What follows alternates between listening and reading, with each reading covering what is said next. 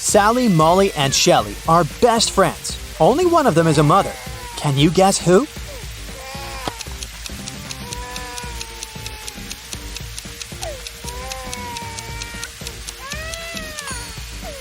Sally keeps diapers for newborns in the bathroom, so she's a mother. Sally, Molly, Shelley, and their friend Eric go for a walk late at night. They need to cross a bridge that will be lifted in 11 minutes. It will take Sally 3 minutes to cross it. Molly needs 4 minutes, Shelley 1 minute, and Eric 2 minutes. The bridge can only hold 2 people at a time, and the guys only have 1 lantern. So whoever crosses the bridge, someone has to go back to give the lantern to the others. What should they do?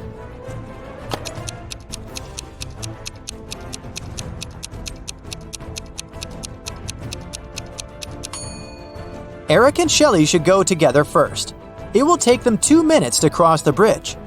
Then, Shelley will spend a minute going back and passing the lantern. Then, Molly and Sally will cross the bridge. This will take 4 minutes. Then, Eric should go back with the lantern, which will take 2 minutes. And finally, Eric and Shelley will cross the bridge. The total time will be exactly 11 minutes. Eric lives on a farm and grows fruits. He's very angry because someone stole the largest watermelon from his garden the other night. Eric suspects one of his neighbors. So he decides to question them. Peter says, "Come on, Eric. Everybody knows that my fruits are way better than yours." Maya says, "I live alone and I'm allergic to fruits, so why would I steal your watermelons?" And Mike says, "I couldn't steal it even if I wanted to. I broke my right arm last week." Who's lying?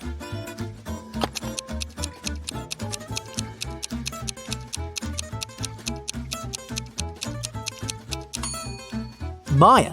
Take a look at her blender. She's making a smoothie with banana and kiwi. Therefore, she lied about her allergy. Eric goes to his favorite restaurant and spots one odd detail right away. Can you see it too?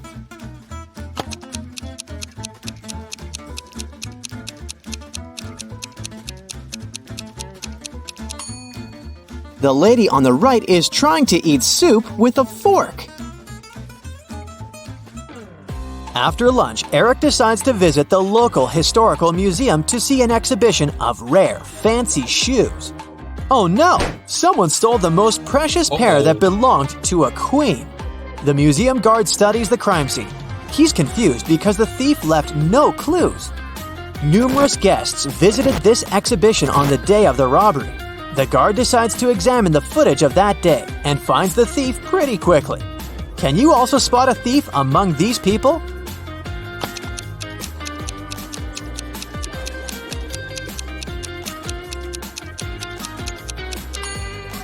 Something about this lady is very suspicious. She became taller in the second image. That's because she's wearing the stolen shoes. Eric leaves the museum and finds out that someone has stolen his car and crashed into a tree. He questions 3 suspects. Bella says, "I've just arrived at a business meeting, but I noticed your broken car and came closer to offer help." Lily says, "It wasn't me, but I think I saw someone running out of your car. He was wearing a hoodie." And Bill says, "My dog ran away this morning. I was just wandering around the block trying to find him." Who stole the car?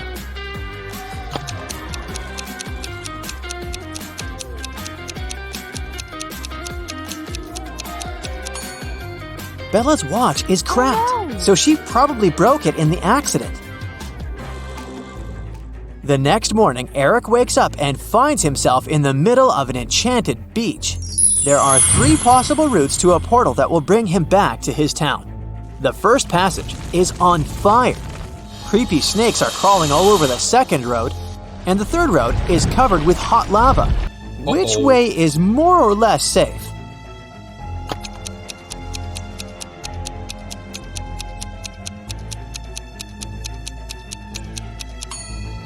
Both fire and lava can burn him badly, but the snakes won't attack unless he provokes them. Eric enters the portal. But instead of returning home, he goes to prison. Eric spends a month in jail planning to escape. During this period, he dug a tunnel and packed a bunch of food to eat. This is it. He's running through the tunnel, but at the end of it, he faces 3 doors. The most strict and strong guard is hiding behind the first door. There's a hungry vampire behind the second door. He bites anyone who dares to enter. And there's an angry dog behind the third door. Just like the vampire, it likes to bite the prisoners. Can you help Eric choose the best option?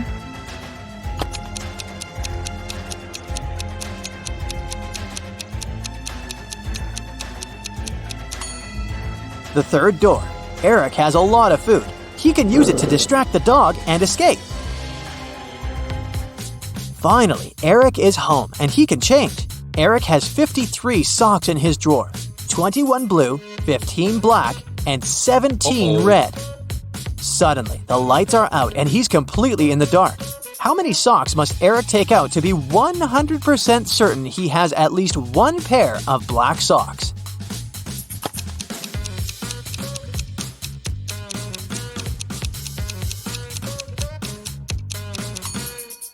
Let's consider a pessimistic scenario in which Eric pulls out only red and blue socks until they run out completely. He'll need to pull out 38 socks in total before he can even start pulling out the desired color. Therefore, we should add 2 more socks to the 38 figure to make sure Eric has at least 1 black pair. So the answer is 40 socks. The next morning, Eric goes for a walk in the park. Suddenly, a stranger grabs his phone and hurries away. Eric finds a police officer and describes the robber. He was wearing a coat, a hat, and a pair of glasses. He also had a mustache. The officer runs in the direction that Eric shows him. A bit further, he finds a hat, a coat, and glasses lying on the ground. He decides to search the local cafe. There are 4 visitors inside. One of them is the thief. Can you spot who?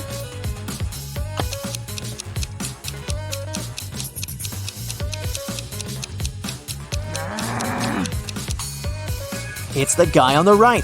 He has a small wound on his upper lip. He must have gotten rid of his fake mustache in a hurry.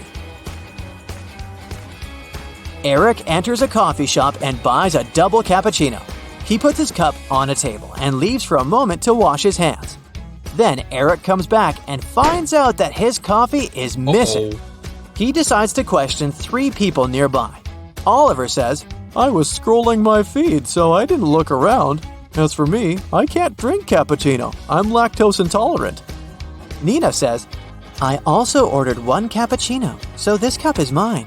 I can show you the receipt if you don't believe me." Sheila says, "I haven't been drinking coffee for 5 years because it makes me very anxious. Why would I steal your beverage?" After hearing what they had to say, Eric knows for sure who's a liar.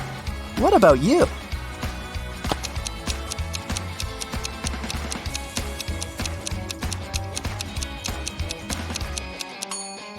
There's a slice of cheese in Oliver's sandwich, but it can be vegan. Nina took a smaller cappuccino, so this cup can't belong to Eric. Meanwhile, Sheila is holding a can of cold coffee beverage. Therefore, her story is fake. Eric and his friend Shelly are meeting for coffee. She's very excited because she has a secret crush.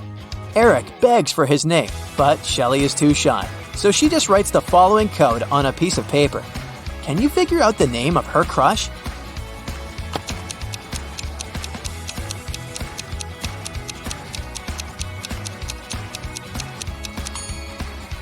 The numbers imply 3 months: December, August, and November. If we take the first letters of each month, we'll get the name Dan. Shelly's birthday is approaching. Eric decides to save some money for a gift. On the first day of the month, he puts $1 in his piggy bank. On the second, he puts in $2. On the third day, $3, and so on. Yay! Shelly's birthday has finally arrived. And Eric has saved a total of $276 in his piggy bank. Can you guess the exact day of the month when Shelly was born?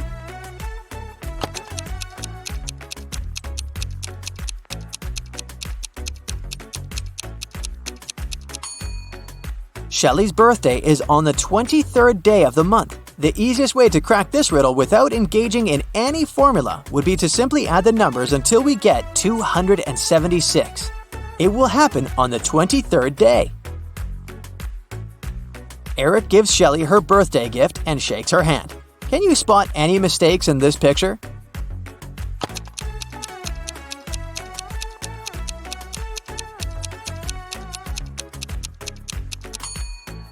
People tend to spot a wedding ring on the wrong finger, but it can be just a casual ring. But take a closer look at her watch. The majority of wristwatches have a crown on the right side, so here's the mistake.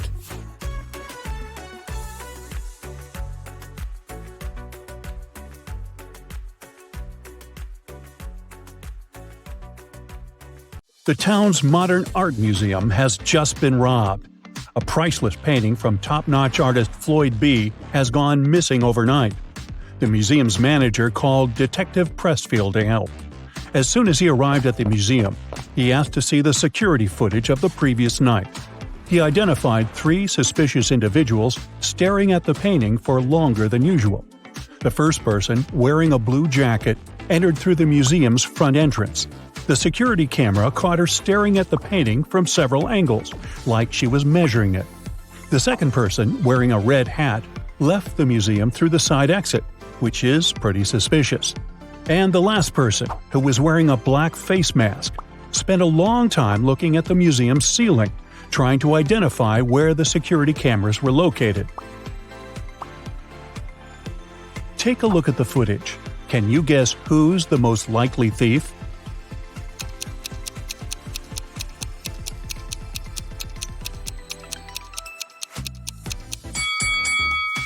It's the last person. I mean, he was wearing a mask and spent hours trying to identify the security cameras.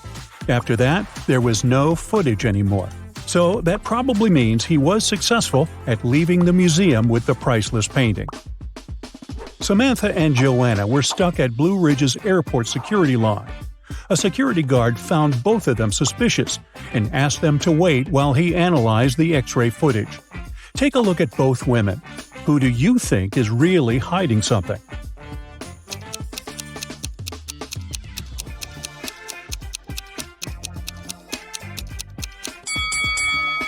Well, Samantha has a suspicious face, but she probably just wants to go to the bathroom or something. Now, Joanna is definitely hiding something under her skirt. If she had really been pregnant, she would have used the preferential line. And look how much she's sweating.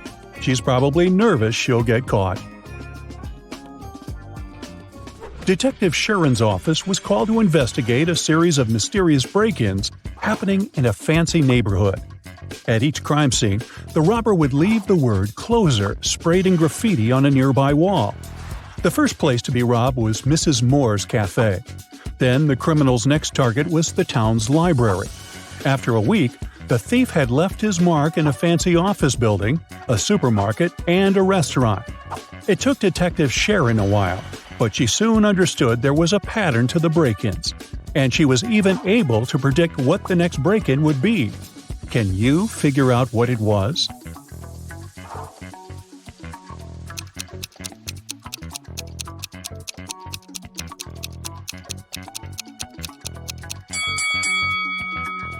The thief was pretty clever for sure. The first letter of each of the locations the thief entered spelled out the word "closer." Since the last location to be robbed was a restaurant, the next place would start with C, restarting the cycle. Most likely, the neighborhood's community center. In the East Valley, there's a beautiful old kingdom known as Piatra. One of the town's most precious symbols is a valuable jewel that is always displayed during the city's festivities. This year, during the last celebration, something tragic happened. The town's jewel went missing. The king was devastated and mad that such an ancient artifact had been stolen.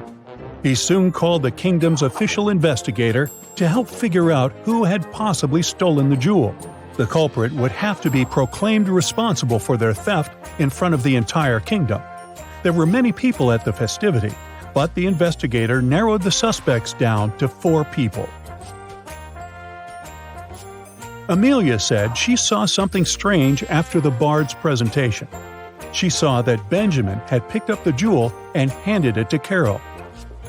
But Ben said he didn't go anywhere near the jewel because he had been working on one of the stalls during the fair. Carol said she did go near the jewel, but she had only admired it from up close. And Daniel said that he could swear seeing Carol carrying the jewel, but he didn't see her take it. Based on the testimonies, the investigator had no trouble figuring out who the culprit was. Can you figure it out as well?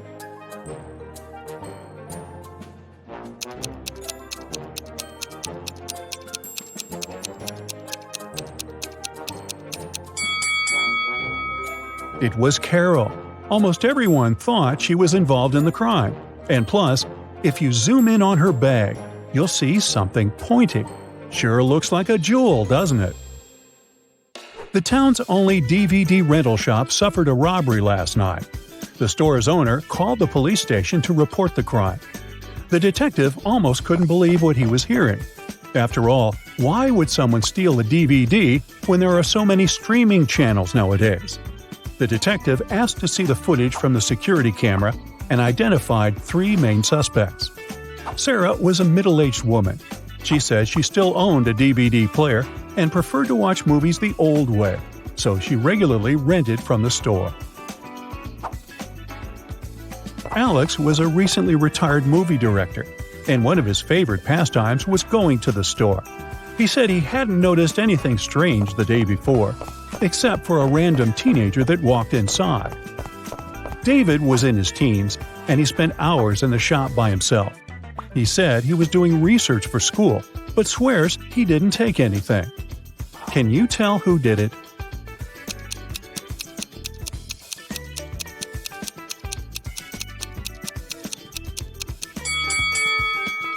It was David.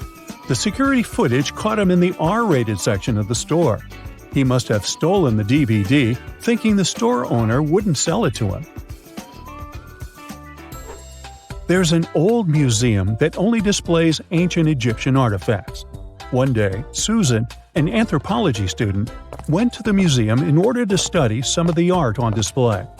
She went into a room full of things, such as necklaces, bracelets, and earrings.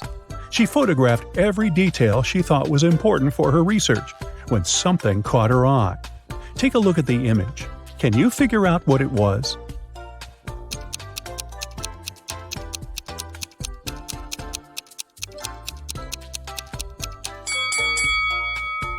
Look at those earrings. They look completely fake. Plus, they have a tiny price tag attached to them. The original earrings were definitely missing. Susan reported the crime to the museum's manager. The manager immediately informed the museum security and opened an investigation. Susan was on the initial suspect list, but after checking the museum security footage, she was let go. Museum security identified 3 main suspects: one of the museum's guards, one of the students from the museum's archaeology school, and a visitor.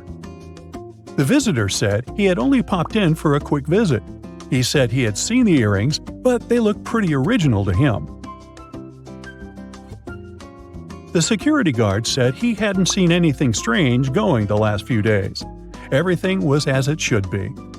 And the students said they had studied the earring in a class, but they never got the chance to see it before it was stolen.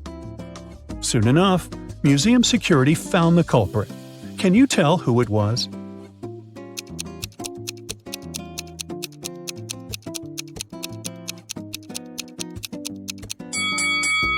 It was the visitor.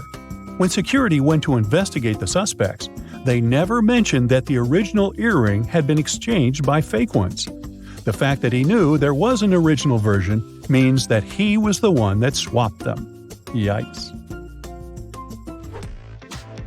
Maya was working on her latest artwork, which was commissioned by a high-end gallery in town.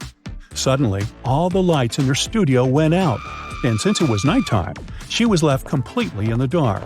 She heard footsteps approaching the studio door, and the next thing she knew, she was feeling dizzy. Maya passed out and woke up in a tiny room that had nothing other than a metallic door. She tried to open the door, but it was locked. That's when she noticed that beside the door there was a little device where a red sign appeared asking for a password. Below the device, there was a piece of paper with the following hint: 1, 2, 3, 4, 5, 6, 7, 8. It took a while for her to understand what this meant.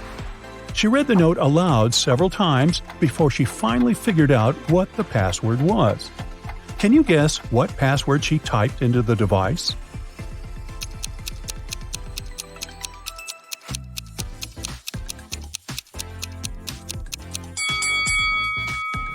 Here's how it works. Maya had to type 1 time the number 2, 3 times the number 4, 5 times the number 6, and 7 times the number 8. Reading it aloud was the key to solve this problem. Whew! Imagine you are being interviewed for a job opening at one of the world's largest companies. I'm talking about Google, Microsoft, or even Elon Musk's SpaceX. But to get your dream job, you have to pass a very tricky entry exam. I've gathered some of the questions that are actually used in these tests, so put on your thinking hat and don't settle for less than 100%. Good luck. We'll start out easy. The first riddle you need to solve is the 2-jug riddle. Here's the drill. Your mother asks you to measure 4 cups of orange juice using 2 jugs. The thing is, you have a 20-cup jug and a 36-cup jug. How can you do it?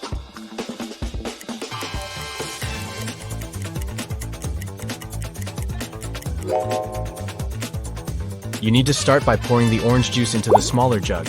Then, pour all the juice from that jug into the 36-cup jug. This way, the empty space from the big jug would give you 16 cups. After doing that, you can fill the 20-cup jug using more fresh juice and pour that liquid into the 36-cup jug. This way, you'll fill the entire 36-cup jug. And what is left in the smaller jug is the 4 cups of juice your mom asked for. Clever, huh? Moving on to the second round. Say your room has 3 switches, and one of these switches is for the fan in the room next door.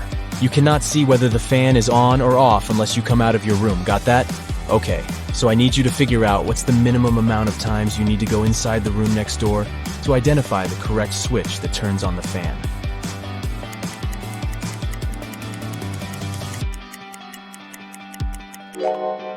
This is a little bit tricky, but here's the solution. The minimum amount of times you can go inside the room next door and still figure out the answer is 1. Imagine you turned on the first switch in your bedroom and left it on for a bit. As soon as you turn it off, you quickly turn on the second switch and run to the room next door. If the fan is rotating slowly and is about to stop, that means that the first switch is the one that controls the fan. If the fan is running, then the second switch is the correct one. And if the fan isn't moving at all, then it was the third switch all along. Did you manage to crack this one? Hey, nobody said this was going to be easy. It's a mock job interview for a top-notch company after all. The third round is even trickier than the one before.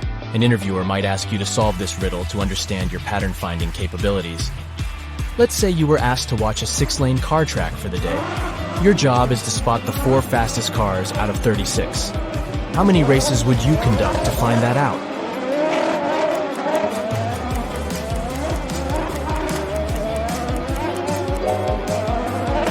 Here's what you could do. Conduct 6 different car races, grouping 6 cars per race.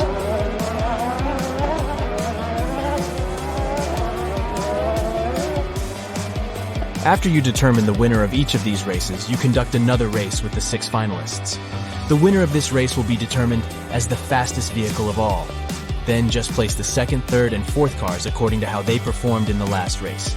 By the end of 7 races, you'll have figured out the 4 fastest cars out of 36. Good for you if you figured this one out. For this next riddle, you need to think logically and mathematically. A queen needs to hire a worker for 7 days to do a job for her.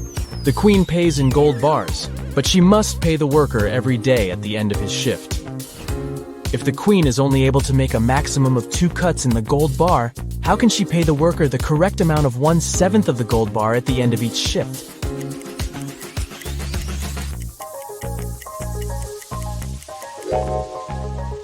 Let's see how this can work out. The queen makes 2 cuts in the bar, dividing it into 3 pieces. The first piece is 1/7 of the bar, the second piece is 2/7 of the bar, and the third one is 4/7 of the bar. After the first day of work, the queen gives the worker 1/7 of the bar as payment. On the next day, she gives him 2/7 of the bar, and asks for the 1/7 piece in return. At the end of the third day, she gives the worker the smallest piece again. This way, he has a total of 3/7 of the gold bar on his hands. Then, after the fourth day, the queen takes away the first 2 pieces and gives the man 4/7 of the bar. At the end of day 5, she gives the worker 1/7 of the bar again.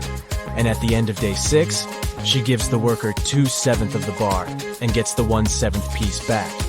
On day 7, she pays him with the final 1/7 piece, and the deal is completed. Ready for the last round of the first level? If you've answered everything correctly so far, I dare to say you are a part of a very special group of people. Good luck with this next one. It will determine whether you'll move on to the second level. 2 buses are driving toward each other at a speed of 40 miles per hour. They're separated by a distance of 40 miles. A bird is flying to and fro, landing on bus 1 and then on bus 2 at a speed of 50 miles per hour. By the time the buses come across each other, how many miles will the little bird have flown?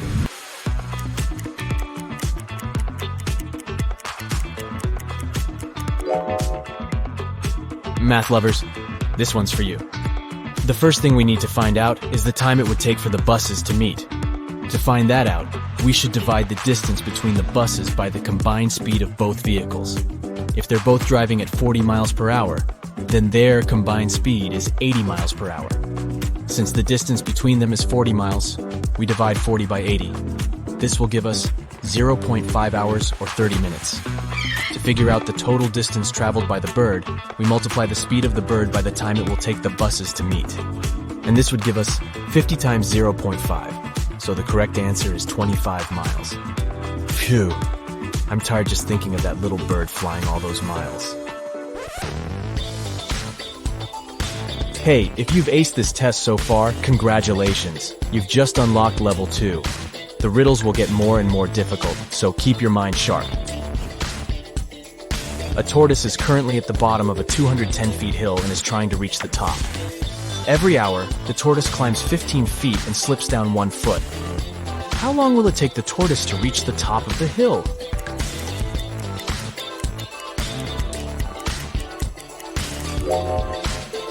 Here's the thinking behind this riddle. Every hour, our tortoise buddy climbs a total of 14 feet, right? Since it climbs 15 and slides down 1 foot. According to this, it will take the tortoise 15 hours to get to the top of that cliff, since 15 multiplied by 14 equals 210. This wasn't too bad, huh? Questions such as these ones allow interviewers to test your problem-solving abilities regarding numbers. You know, if you want to work at a space company, you should probably be very, and I mean very, good with numbers. This next riddle is one of Elon Musk's personal favorites. It's short, yet complicated. If anyone here dreams of becoming an employee at SpaceX, you better get this one right. Imagine you're standing on the surface of Earth. You walk 1 mile south, 1 mile west, and 1 mile north. You end up exactly where you started. Where are you?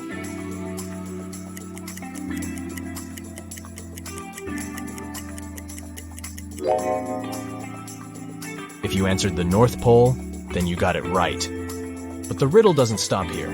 If you weren't at the North Pole, where else could you be given the exact same instructions? Yup, the South Pole. Here's how this works. This riddle presumes that the world is a perfect sphere. And if that were the case, the only place where you could walk 1 mile south, west, and north, and end up in the same place is at one of the poles. Got it? To get to level 3, you have to answer this riddle correctly. There are 2 strings in a room. All you know is that each string takes exactly 1 hour to burn. Your task is to time exactly 45 minutes, using the strings as your only source to find out the time. How can you do it?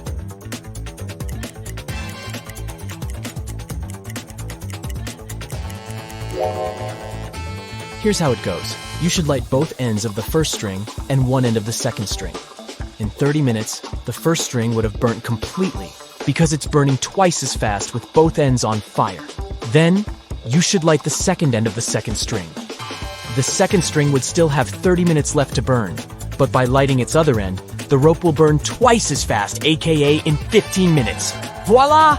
You've timed 45 minutes without the help of any clock whatsoever. Hey, Smarty Pants, you've just made it to level 3. If I were the interviewer, I would probably give you the job already. But just for the sake of it, be sure to answer everything correctly, okay? These final questions are way more job specific. As all questions in this video, they were used in real job interviews. So we're basically training you to ace your interviews. For example, if you were applying for a position at JP Morgan, this is the type of question you would have to answer. How many streetlights are there in New York City? Can you figure out the number before the time runs out?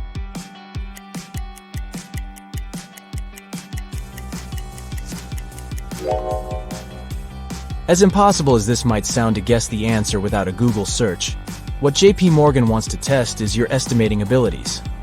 Here's the logic. New York City boroughs have an ordered urban grid, so your first task would be to estimate the number of horizontal and vertical blocks in each borough. Then, estimate the number of streetlights each block may have. Multiply that number by 5 since New York City is made out of 5 boroughs. And then you'll have your number. If it's somewhere close to 300,000, then you got it right. If you were applying for a position at a healthcare company, you'd be faced with this fruity riddle. An apple costs 40 cents, a banana costs 60 cents, and a grapefruit costs 80 cents. How much does a pear cost?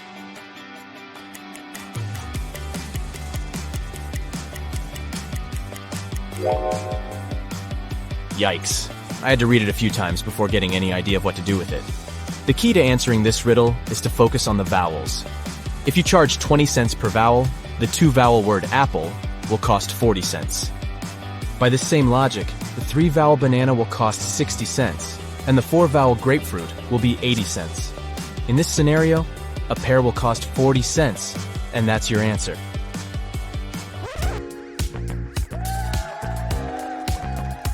You've made it to the end of this test. Check your armpits. If you're sweating, that probably means you've done a very good job. To finish off, here's an interesting question a tech company asks their interviewees.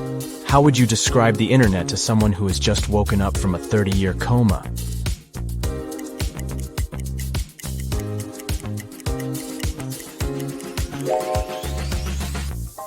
Different from all the other questions, this one has no right or wrong answer. You might try to compare it with something that existed 30 years ago, for example. Or you might just go into Spielberg mode and describe this near sci-fi world we are living in nowadays. Either way, I hope you've got the job. Are you ready to challenge your intelligence? You can crack these cool puzzles on your own and then surprise your friends at the table. Feel free to pause the video if you need more time to think. Alright, we've arranged these 6 coins specially for you. Can you turn this shape into a hexagon in just 3 moves? Wait a minute. There's a catch. You can only slide a coin and put it in a place where it touches 2 others. And it shouldn't disturb other coins while moving. Good luck.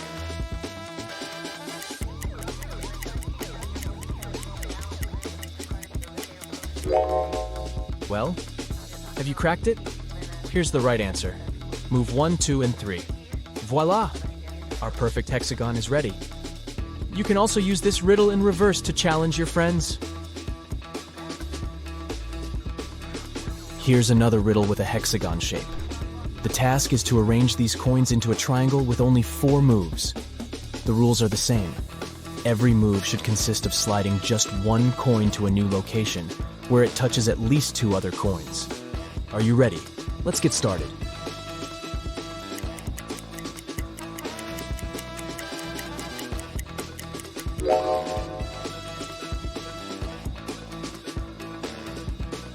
Here's the correct solution.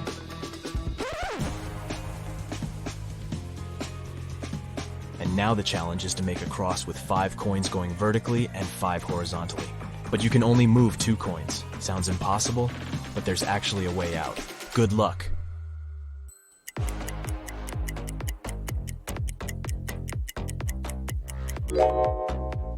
You probably think that the number of coins is not enough to complete this task, but if we put a stack of 3 coins in the center, it becomes quite possible. Magic! The next puzzle will also check your ability to think outside the box. 8 coins are arranged in an H shape. The challenge is to move just 4 coins to create an O shape. Each of the 4 coins must always be touching 2 others in the shape, and no gaps are allowed.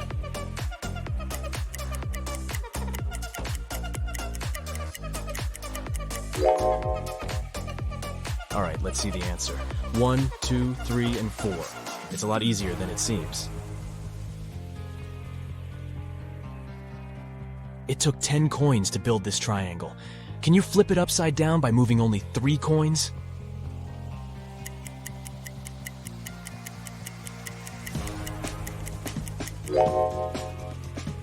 First of all, grab this top coin and move it all the way down here. And now just level up these 2 coins. And voila, the triangle is flipped. Here comes the next puzzle. This square shape consists of 9 coins. The challenge is to turn the square into a triangle shape by moving only 2 coins. You can move them anywhere, but you have to use all 9 coins in the final shape. Can you solve it?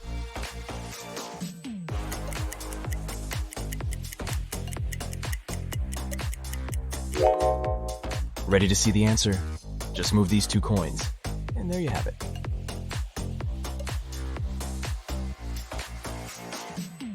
Feeling dizzy already, but there's actually an alternative answer to this puzzle. Want to try? Let's put the coins back in the initial position and think again.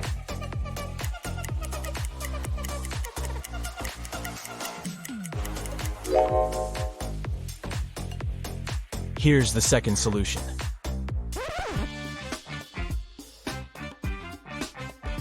The next task is to move just 1 coin and make 2 lines. Each line should consist of 4 coins. Can you do it?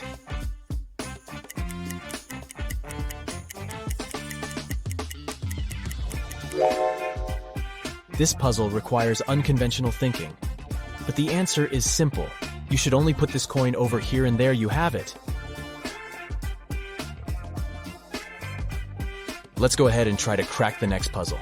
The task is to move just 3 coins to reverse the entire shape. Can you do it?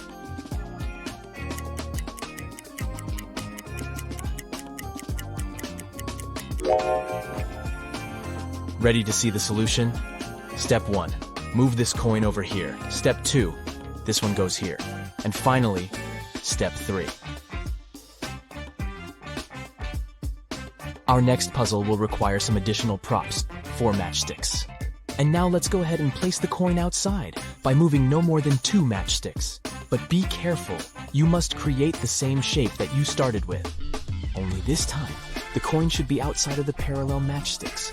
Try to explore beyond your expectations if you want to solve this mystery. And good luck!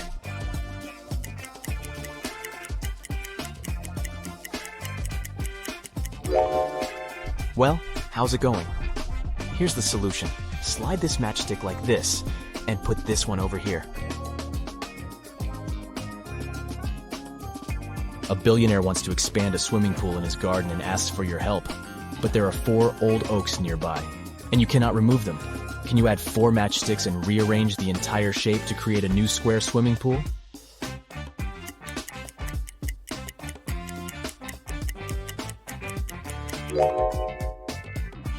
Here's the solution.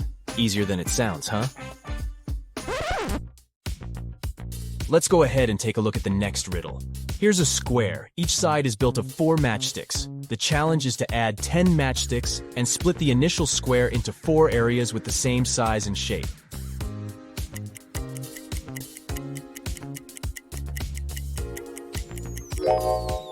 How's it going? Have you cracked it? Here's the correct answer. These matches are arranged into the shape of a David star. The task is to add 12 matchsticks and create 9 rhombuses. Can you do that?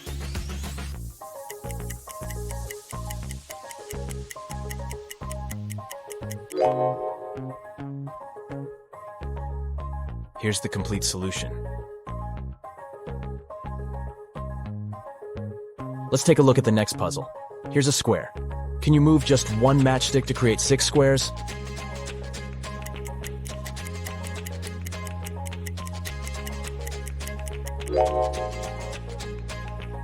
Voila, 1, 2, 3, 4, 5, and 6. There are 10 matchsticks placed in 2 directions, 6 placed vertically and 5 horizontally. The challenge is to move one matchstick so that there are 6 matchsticks in both directions.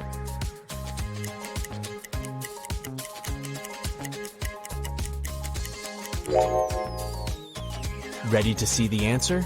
Just put this matchstick over here. You don't have to be a great mathematician to solve the next riddle, but it can make your brain sweat. 2 plus 7 minus 2 plus 7 equals 14. Can you move just one matchstick and change the final result to 30?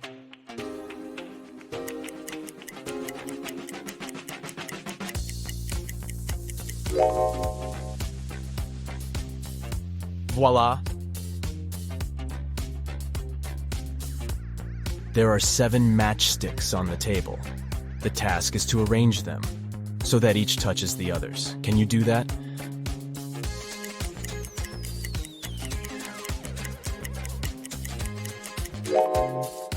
Nobody said that all matchsticks have to be flat on the surface.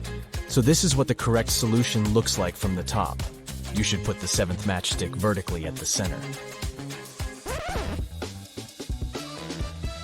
The next puzzle is harder than it looks. There are 3 silver coins and 2 gold coins on the table. They're set up one by one, and the challenge is to rearrange them into the following position to separate gold from silver in just 5 moves. But there's a catch. You can only move a pair of gold and silver coins together. They have to touch each other. For example, this move is okay, but you cannot make it this way. Ready to try? Remember, 5 moves only. You can pause the video if you need additional time to think. Let's begin.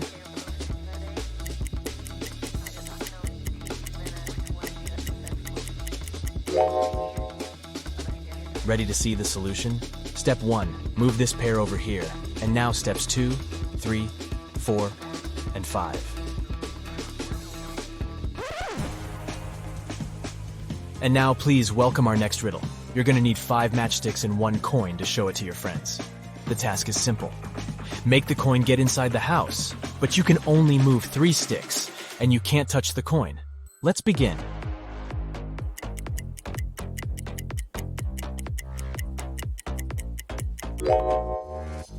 Ready to see the solution? Step 1. Move the bottom stick in an upward direction like this. Step 2. Move one of the walls like this. And step 3. Move the bottom stick in an upward direction as shown. And there you have it. Great job! The next puzzle will require 24 match heads. They're arranged in the number 58. The challenge is to remove some match heads and create a number that is less than the original 58 by at least 50. Can you figure out the minimum number of match heads that should be removed?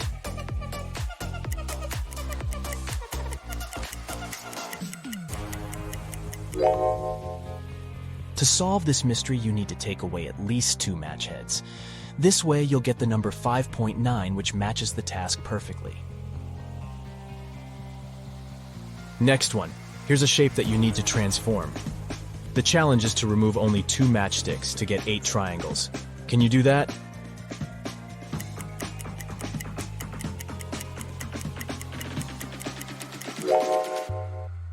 Here's the solution.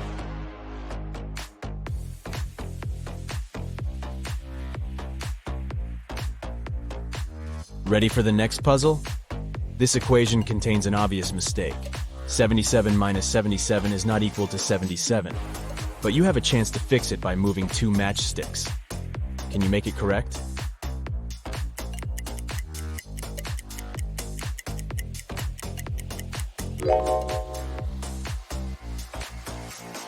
Here's the solution. The next challenge is to place 6 matchsticks to divide the square into 4 pieces of equal area and the same shape with 1 coin inside each piece. Let's add some grid lines to make the task a little easier.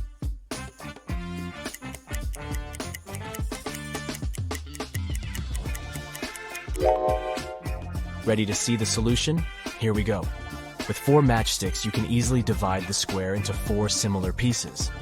But you're given 6 matchsticks, and the task was to separate all coins. That's why you should use more sophisticated shapes and place the matchsticks like this. And we get 4 similar pieces with 1 coin in each. Let's go ahead and crack some geometric puzzles. How many triangles do you see in the picture puzzle below?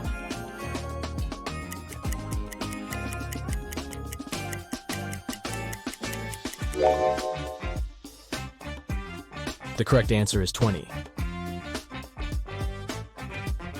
What about this picture? Can you count the correct number of triangles?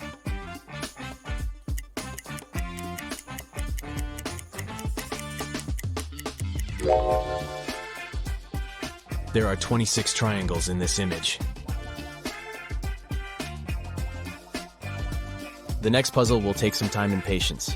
Can you count all the triangles in the snowflake picture?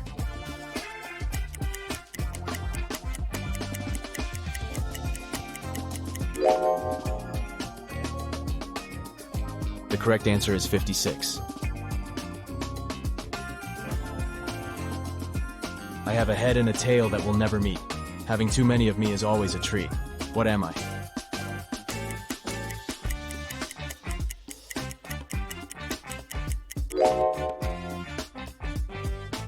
The correct answer is a coin. Which fruit is also a bird and a person?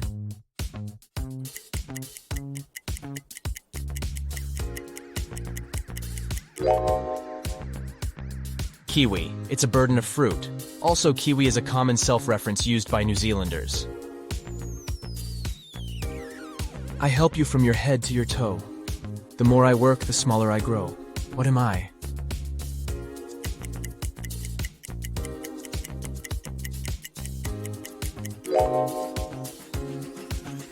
I'm a bar of soap. I can fly but have no wings. I can cry but I have no eyes. Wherever I go, darkness follows me. What am I?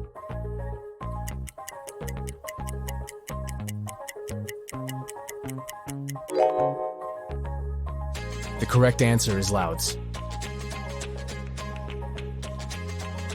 I have branches but no fruit, trunk, or leaves. What am I?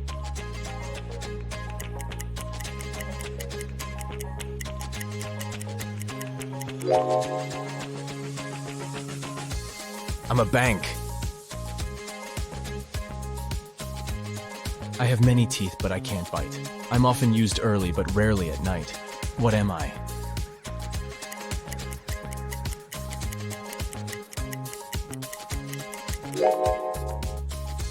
The correct answer is a comb. Whenever you see me, you clap for me. Though you hate me, you prefer me to my wife. Who am I?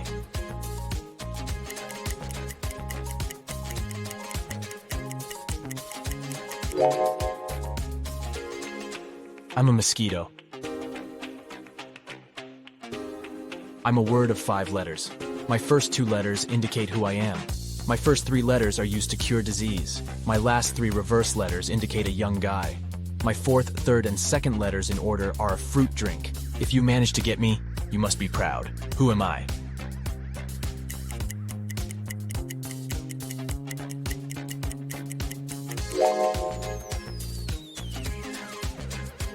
I'm a medal.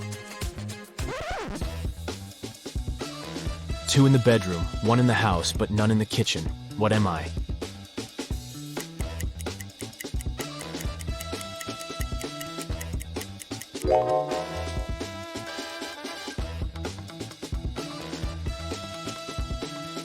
The correct answer is the letter O. Let's say you're a math teacher, and your student tells you that removing 1 from 11 makes it 10, and removing 1 from 9 makes it 10. Is your student wrong?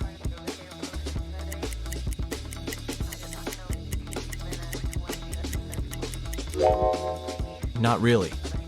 This answer is possible when you use Roman numerals. 9 equals sign 9, 10 equals sign x, 11 equals sign double twice. This way, by removing 1 from 9, you're getting 10. And by removing 1 from 11, the result is 10 again. It's a common fact that New Year occurs a week after Christmas, and therefore it falls on the same day of the week as Christmas. But this won't happen in 2050. In 2050, Christmas will occur on Sunday, while New Year will fall on Saturday. How can this be possible?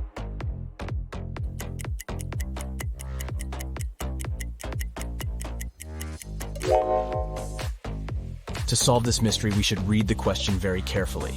New Year does fall after Christmas, but that happens in 2 different years. The question is put up against the year 2050, so there will be 51 weeks and 2 days in between them, as New Year will appear on January 1st, 2050, and Christmas will happen on December 25th, 2050. Take a look at this picture. Can you figure out what's wrong here?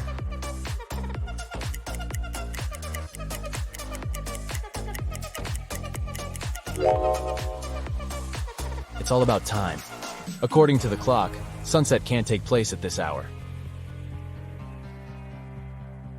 What about this image? Can you spot anything odd?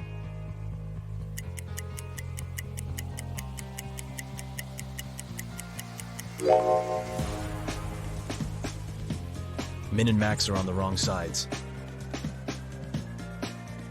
Let's go ahead and take a look at this bus stop. Can you find any weird details?